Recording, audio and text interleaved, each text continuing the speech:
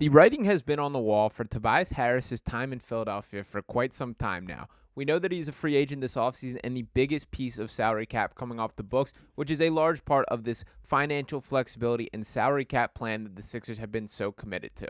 We got a little bit of a picture of where he might be looking and some wild takes on what his value could be that I do want to dive into in this particular video. So I'm going to start with this report that we started off today saying that the Dallas Mavericks, San Antonio Spurs, Detroit Pistons, Utah Jazz, and New Orleans Pelicans are expected to show interest in Tobias Harris per Chris B. Haynes. Quote, he is motivated to prove people wrong. So I don't know where this prove people wrong is coming from or what Tobias' specific angle is. And I thought I was going to be caught up on this for this video until another report dropped that got me even more fired up. And who we have this from is Brett Siegel of Clutch Points. And I hate to full out flame a guy, but I'm going to have to for the way this is writing. And what officially caught my attention here was this tweet that originally on his article, he quote tweeted himself and said, very interesting to dissect Tobias Harris's numbers. A common misconception is that he does not live up to the value placed upon him. However, Harris has outperformed Paul George, Pascal Siakam, and OG Anunoby in head-to-head matchups throughout the years. Three players who are said to be receiving $30 million contracts in this offseason. So a couple things here right away. For starters, Tobias Harris is not going to sniff $30 million in free agency. He is coming off a season in which he's been making $40 million, which has been critiqued as one of the worst contracts of all time, and I do think I can make a pound-for-pound argument that it is up there, and the reason that I particularly say that is this is not a situation when you compare it to some of the other bad contracts, the Ben Simmons of the world.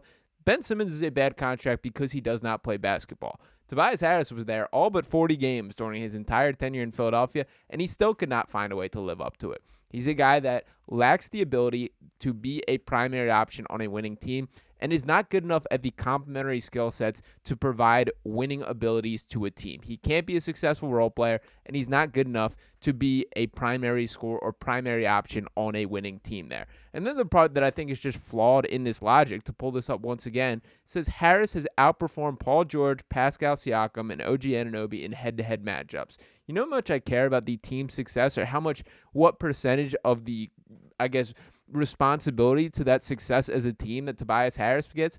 Far less than each of those guys named. That Paul George is far more important to the Clippers' success than Tobias Harris ever was to the Sixers. That Pascal Siakam, whether it be on the Raptors or on the Pacers, that he was far more responsible for that team's success than Tobias Harris was for the Sixers, and we've just seen this guy come up small so often.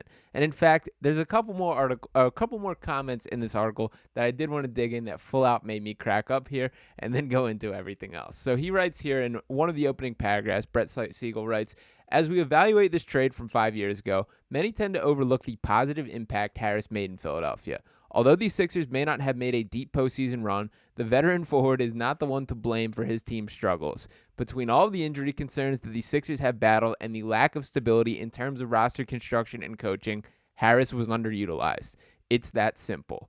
Well, Brett Siegel, no, it is not that simple, because you cannot give me that when Tobias Harris has played with a million different players, had 2-3 different coaches in his Sixers tenure, that we just saw him underperform in all these situations. Now, in fairness to Tobias Harris, he has seen his role shift drastically during his time with the Sixers. There's no doubt about that there have been moments when he's been looked at to be a number 2 option to Joel Embiid. There's been moments in which he's essentially been regressed to a 3-and-D style of player, a catch and shoot, corner 3-point shooting guy. That was primarily during the James Harden days. There were certainly periods of time in which Tobias Harris was not playing his ideal basketball, but the issue with that is his ideal style of basketball is not built to win NBA games. That if you just had Tobias Harris play the way that he wants to, he's going to back himself and do tough contested 2-pointers, fadeaways in the mid-range, and he's straight up just not good enough to have the ability to shoot those shots. Those are superstar shots. Those are the same area of the floor in which Joel Embiid operates, and one of those guys is an MVP, and one of those guys is a player who has never made an all-star game.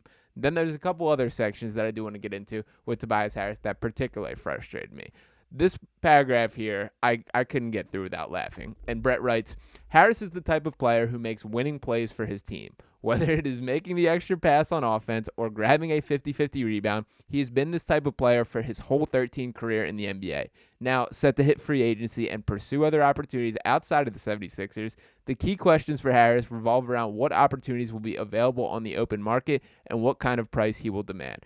Now, this specifically frustrates me because this is the Tobias Harris conundrum. Once again, he cannot be good enough to be a primary option on a winning team, and what is particularly frustrating is he's not good enough at these complementary skill sets. This is the same Tobias Harris that went through his entire Philadelphia Sixers tenure without taking a charge. That is hard to do. You know how often charges accidentally happen during the flow of a game? Do you accidentally run a little too hard at somebody in the lane or bump into him on a turn? That never once happened to Tobias Harris. And I also can't for the life of me think of a time in which he came up with a hard 50-50 ball. He just does not do it. He does not get loose balls. He does not rebound tough. He doesn't get the tough rebounds. He certainly does not do that. And while Joel Embiid certainly has to wear some of this blame, Tobias Harris is just as responsible for the Sixers' rebounding issues. There's a large reason that so often it is the case that when Joel Embiid comes across to try and block a shot and Tobias Harris's job is to get the rebound, it does not happen. And that's why the Sixers continually got killed on the boards. No, it was not all Tobias Harris' fault, but this also shifts in the same conversation to you don't do the other stuff well enough to make up for what is the job of a power forward. And by the way, it was reinforced several times in this article how Tobias is a power forward, not a small forward, and how he was paid out of position. Well, if you're a power forward, then I need a little more on the boards. And I'm not saying Tobias Harris is a bad basketball player. He's an NBA player. There's no doubt about it. But he's one that is a flawed player overall. And to dive in what he brought to the Sixers team this year, 17.2 points per game, 6.5 rebounds, 3.1 assists, 1.0 steal, shot 48.7% from the field, 35.3% from three, shots 40% on corner threes, 95.6% of his threes are assisted, but just 27.1% of his shots are three-pointers. Still stands 6'8", 31 years old. He's a guy that I would consider a below-average defender, and while he's adequate in certain situations, he's never going to be a guy that you can throw at the primary option. That you line him up against the Paul Georges of the world, the Jason Tatums of the world, it's not going to go Tobias Harris direction. And while we've seen small doses in which he has been successful in certain opportunities, he's never going to be a defensive stopper. And that's another area which, with his skill set, with his ability, his body, he should be capable of doing. His hips don't switch quick enough. He can't slide his feet on the perimeter. He gets blown by in these types of opportunities, particularly when there's anybody with an ounce of quickness. His hips particularly are so tight is one of his defensive issues, that he just can't switch with guys. He can't shift side to side in the way that you just straight up have to at the NBA level. Now, the final paragraph, I think, put a nice little nail in the coffin for the Tobias Harris experience here. And to wrap it up with Brett Siegel's article here, he writes, "The bottom line is that Harris is still seen as a productive player on the open market. He will undoubtedly have suitors once free agency begins, and the next chapter of his career has a chance to be his best. Since Harris is still in his prime, any team that looks to sign him will be getting a player that instantly improves their immediate playoff outlook. All the talk in free agency is centered on George and Thompson, but Harris may just be the most valuable player available due to his leadership and proven production. Time will tell what the future holds for the 31-year-old folder." Just round of applause for Tobias Harris's agent who wrote this entire article. And we do know that to be his dad.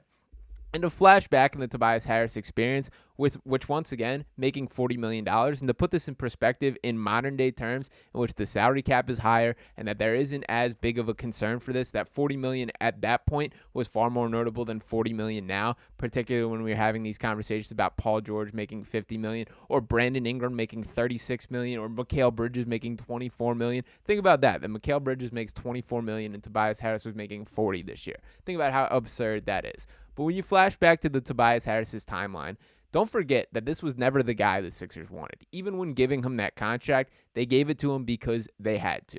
That flashback to that 2018-19 season, the Sixers made their all-in push midseason for Jimmy Butler and Tobias Harris. With the Jimmy Butler experience not working, with him dead set on making his way down to Miami, doing the sign and trade, forcing himself out of there, that there was the beef between Ben Simmons and Jimmy Butler, not Tobias Harris and Jimmy Butler, that the decision was made, we don't think Tobias Harris is the better player. We just know he's the less problematic of it, and we're going to rock with it because of that. And the Sixers had to pay somebody as they went all in with their assets midseason, the Dario Sarges, the Robert Covingtons, the Landry Shamits, all the draft picks that it took to get those two deals done, that you could not afford to let both walk for free. So Tobias Harris, to his credit, struck when the iron was hot, that he hit free agency at the exact right point and capitalized because of it. But that is a one-time thing.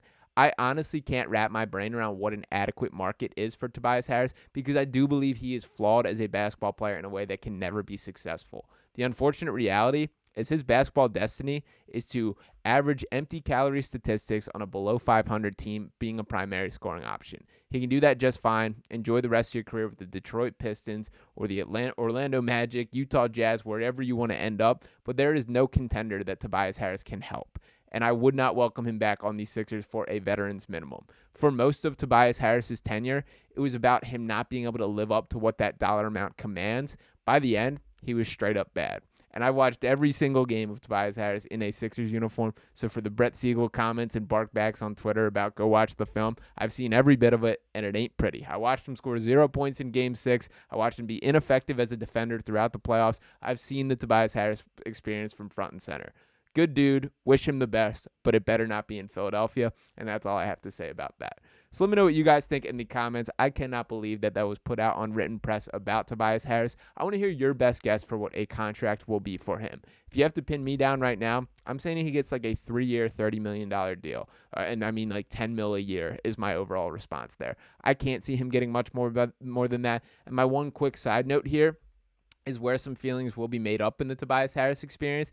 If they are able to work him into a sign-and trade, that I don't fully expect that to be the case. It's certainly on the table, and the biggest driving force and reason why that is because the Sixers do not have a lot of salary currently on roster. It's literally just Joel Embiid officially under contract at this point. So if they are trying to make a trade for the Brandon Ingrams or Zach LaVines or Mikal Bridges of the world, that it does make sense to sign a guy like Tobias Harris to ship off on the deal. Now, obviously, that's going to take everybody working together, so we'll see how everything shakes out there. But I do think that's a possibility that we should at least have on the back of your mind, and I will have a little bit of forgiveness for Tobias Harris if he can deliver us a guy who can actually step up and be a third option on a championship contending team. Thank you guys for tuning in this video. Make sure you smash that subscribe button if you have not already. Drop a like on this video as well, and I'll be talking with you next time right here on Sixers Digest. Peace.